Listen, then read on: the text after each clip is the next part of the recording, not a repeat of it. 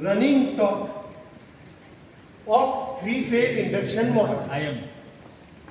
એટલે ટોર્કની equation, torque શેના લીધે પ્રોડ્યુસ થવો છે કે ત્રણ વસ્તુ કઈ કઈ? ફ્લક્સ, કરંટ I2 અને ફ્લક્સ cos ∅2. પણ હવે એ બધી કન્ડિશન કઈ આવશે? રનિંગ વાળી. એટલે કે કરંટ નો લેશું, રનિંગ નો લેશું, cos ∅2 કોનો લેશું? રનિંગ નો લેશું. ફ્લક્સમાં કોઈ ચેન્જ થવાનો નથી, કારણ કે ફ્લક્સ શેના લીધે આવે છે? 3 ફેઝ સપ્લાયને લીધે આવે છે. જ્યાં સુધી 440 વોલ્ટ બદલાવાના નથી ત્યાં સુધી ફ્લક્સ બદલાવાનો છે નહીં. પ્રોપોર્શનાલિટી દૂર કરવી હોય તો આપણે શું લખશું આગળ? કે I2 ની વેલ્યુ શું થશે? તો કે E2 upon Z2. પણ બંને કયા આવશે? ડેશ. કારણ કે કઈ કન્ડિશન લેવાની છે? રનિંગ. એવી જ રીતે cos ∅2 ની વેલ્યુ શું થશે? તો કે R2 upon Z2 કયા? ડેશ. એટલે ટોર્કની ઇક્વેશન શું થશે? તો કે k ટાઈમ્સ અહીંયા phi એ કરી દો, k ટાઈમ્સ phi. E2 ની જગ્યાએ શું લખશું? પેલું આપણે સ્લીપ SE2. અને R2 તમારો કેવો રહેશે? S ડિવાઇડેડ બાય શું લખશું આપણે? તો કે અહીંયા પહેલા R2 નો સ્ક્વેર વત્તા S x2 નો સ્ક્વેર.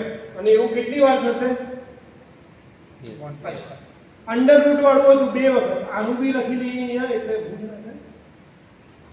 સર અહીંયા E2 ડેશ આવશે ક્યાં? S ના બાજુમાં E2 ડેશ આવશે.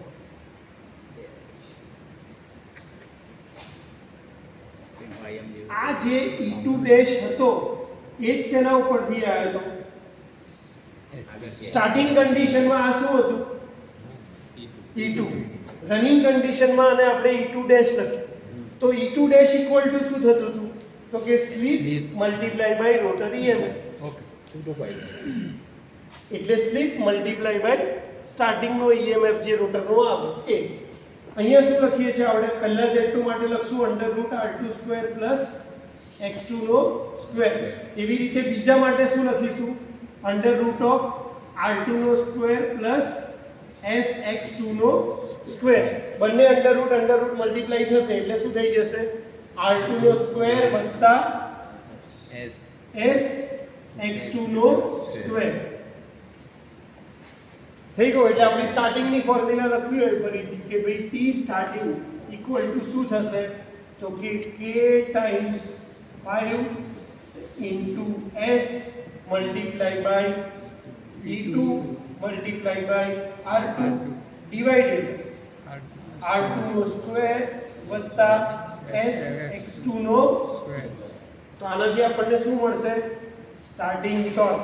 ટોર્ક હંમેશા શેમાં વપરાય? ન્યૂટન. પાછળ યુનિટ નથી. એટલે પહેલી ફોર્મ્યુલામાં શેનો ચેન્જ થયો? બંને જગ્યાએ SS નો ચેન્જ થયો. લખીશન ડિરાઈવ કરવા